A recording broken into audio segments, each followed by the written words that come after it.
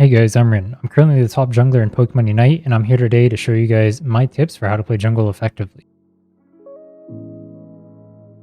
Let's start off with early game and matchups. The first thing that should come to your mind is the game starts at the loading screen. You should identify your team comp, the enemy's team comp, and how the two interact with each other. Do you have a stronger early game? Or do you have better Dreadnought fights? Do you have better Dreadnought secure? Do you have better ganks? These are the things that you should be asking yourself. Asking yourselves these questions starting at the loading screen will help put you in an advantage because you will understand what your win condition is.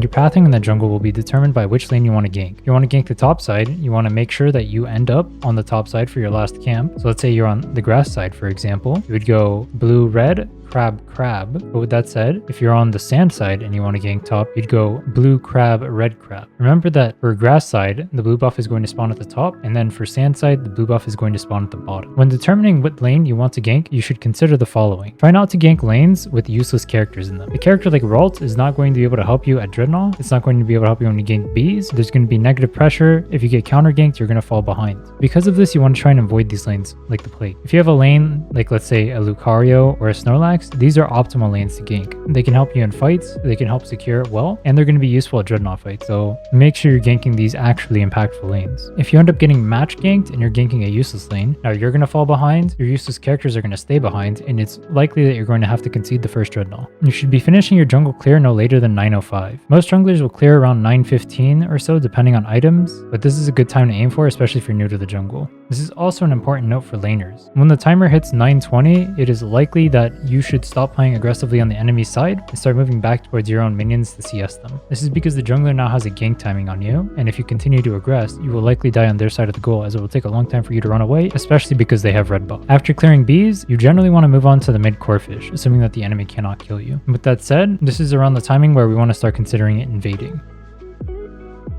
I rarely see people even consider invading, but invading is a very strong tactic. If you can actually pull off an invade, you are likely to win the Dreadnought because you'll have a massive EXP advantage, and the enemy probably won't even have their level 7 yet. If the enemy jungler is staying in a lane for too long, like let's say they're harassing your teammates under their tower, or they're trying to like steal CS and stuff, you can go invade their jungle instead of taking the middle crabs and steal their buffs. It is important to note the way that the enemy paths when you are invading them. If the enemy jungler is pathing towards mid, looking like they're moving towards their core fish, you probably have a long time to steal their buff. But if they're moving backwards or they're recalling, then this means that they're likely going to beeline it with their buffs, so you should probably only take one and then peace out. Remember, your goal here is to steal their buffs and get out, not die. You want to try and accrue level advantages, and the way that you would do that is by stealing their buff and then recalling and then grabbing your buff. Try not to take fights here because you're going to be outnumbered because you're playing on the enemy side of the jungle, and you're going to be losing your level lead if you end up dying. Your team should take note that if you're invading the enemy jungler, they can harass the enemy jungler to keep them delayed for longer. But then on top of this, when the enemy jungler notices that their buffs have been stolen, they're likely to play extremely aggressively in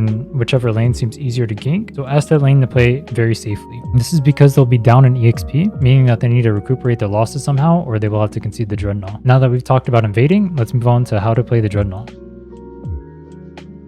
If possible, your goal is to have your Unite move before Dreadnought spawns, and especially before the enemy. This, however, should probably be ignored if the enemy is also aiming to get their Unite move. For example, if you're playing a character like Talonflame and the enemy is playing a Charizard, well, Talonflame's ult is nowhere near as useful as Charizard's, so trying to start the Dreadnought when you guys are both level 8 is going to result in an advantageous fight for you. But on the flip side, if you end up stalling it until you both hit level 9, well, now the Charizard will have a chance to win that fight because Charizard's level 9 and his ultimate are extremely strong at that stage of the game where you don't have ultimates or buddy barriers to try and keep him at bay. It will take time to learn each individual instance of this, but with time, you will learn eventually. You need to be constantly asking yourself, if I'm in this position, will the enemy be able to rush Dreadnought before I can get there? If the answer is yes, the play you're making is likely bad. Remember, Dreadnought is the most important objective in the game, so making sure that you're there on time is very crucial. We talked earlier about identifying your character and how it interacts with team comps, and this is where it's going to come into play. You need to identify if you have good secures, like let's say Pyro Ball, Power Punch, or Talonflame's Fly, or if you need to play for the fight, so characters like Sylveon or Charizard and whatnot. This will determine your positioning and how much the enemy needs to worry about the Dreadnought. Thinking constantly about what the enemy needs in order to get Dreadnought is also going to be important. If the enemy can't fight until they get their Unite move, then forcing the fight is very crucial for you and will likely result in the Dreadnought. If you're playing to secure it,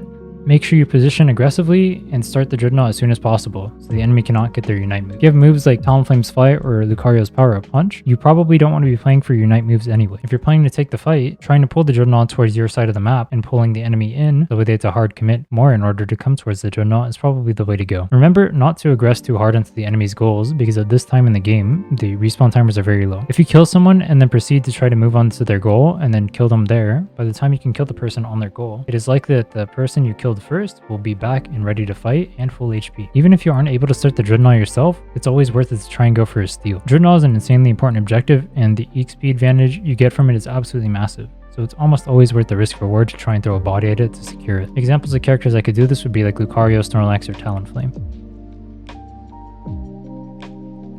Now that we've talked about how to play out the Dreadnaw, let's talk about what to do after the Dreadnaw. What you do after Dreadnaw is going to depend on whether or not you have won or lost it. A winning position generally involves breaking the enemy's bot goal with the levels and shield that you have gained, and then after breaking the goal, going back into your jungle to farm it and then reacting to the enemy accordingly. What you want to do is, if you notice the enemy is going top for Rotom, you go rotate top after clearing your jungle, but if you notice that the enemy is bot, you go help cover bot with whoever is solo bot currently. In this case, likely a Lucario. Remember that Rotom is not that important of an objective, and generally farming is more important. I value taking my CS after the Dreadnaw more than I value coming top to help with Rotom. The level advantage helps me a lot more, and the Rotom itself doesn't really get too much, and it rarely crashes anyway. It's likely when you have the level advantages from Dreadnaw, you can push the enemy off the goal regardless of having Rotom or not, so it's not a big deal if you get it. If you have lost the Dreadnaw, then this is a time where you can consider invading the enemy jungler as they push bot. They're likely going to overextend onto your goal and spend a long time trying to harass the people off of it, so you should have a lot of free time to go steal their jungle and try to recuperate some of the EXP you lost from not securing Dreadnaw. If you cannot invade, then taking the farm before the enemy can rotate is also a good idea. So in this case, it would be mid crabs or the top farm, or even looking for a dunk, and then moving back and clearing your jungle. Depending on your character, you can also use your Unite move to garner catch-up EXP as well, as long as you know it will come off of cooldown. To look up your Unite move's cooldown, you guys can go check out a website like UniteDB and go find it there. Anyway, that's it for this guide. I hope it was useful for you guys. I'm going to be linking my Twitch down in the description below if you guys want to see premium jungle gameplay. My Discord will also be down there if you guys have any questions you want to ask me in there, or you can ask me questions in the comments below. And until next time, take care.